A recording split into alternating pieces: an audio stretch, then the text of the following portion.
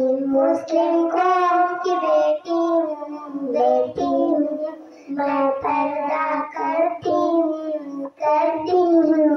अल्लाह रसूल के हुक्मों की मैं परवाह करती हूँ।